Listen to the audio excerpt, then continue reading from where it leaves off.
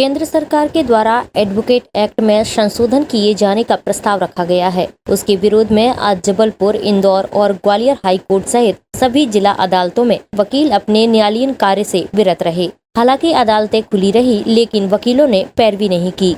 अधिवक्ताओं के न्यायालयीन कार्य से विरत रहने की वजह से अपने केस के संबंध में दूर दराज से आने वाले लोगों को परेशानियों का सामना करना पड़ा। अधिवक्ताओं के द्वारा एडवोकेट एक्ट में संशोधन किए जाने के विरोध में एकजुट होकर प्रतिवाद दिवस मनाया जा रहा है। अधिवक्ताओं का कहना है कि अगर फिर भी उनकी बात नहीं मानी गई तो आगामी बैठक में निर्णय लेकर चरणबद्ध तरीके से आंदोलन किया जाएगा।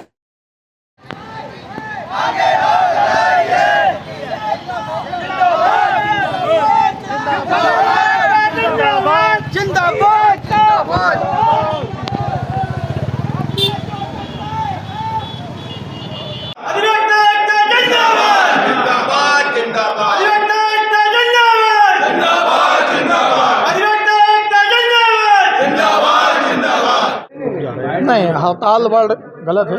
हम न्यायालयीन कार्य से विरत हैं। जो सेंट्रल गवर्नमेंट द्वारा एडवोकेट एक्ट में संशोधन करने का प्रस्ताव रखा गया है, उस संशोधन का हम लोग विरोध कर रहे हैं।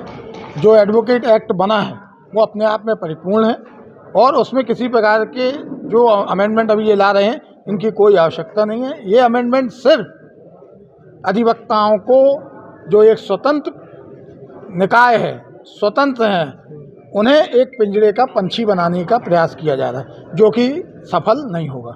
ये कब तक जारी रहेगा? अगर इसमें आज हम लोग ने प्रतीकात्मक किया है, उसके बाद अगले चरण की हम लोग सब बैठक करके चरणबद्ध तरीके से इस आंदोलन को हम आगे करेंगे, अगर हमारी मांग को उन्होंने स्वीकार नहीं किया। ये जो आप लोग के जो क्लाइंट आएंगे या उनके लिए क्या कितनी परेशानियां होंगी अगर इस कारण आप लोग का विरोध जारी रहा? नहीं, हमने किसी भी क्लाइंट को न्यायालय परिसर में जाने में या कोर्ट में जाने में किसी को नहीं रोका। हम न्यायालयीन कार्य से विरत हैं। पक्षकार अगर आके अपने पक्ष रख रहे हैं तो हम उनको रोक टोक नहीं कर रहे हैं। क्या लगता है कितना फर्क पड़ेगा इससे? देखिए, फर्क पड़ने का ऐसा है कि जिन पक्षकारों के लिए हम अधिवक्ता के रूप में कार्यरत हैं, अगर उन्हीं को हम न्याय न दिला पाएँ तो हमारा अधिवक्ता होने का कोई मतलब नहीं।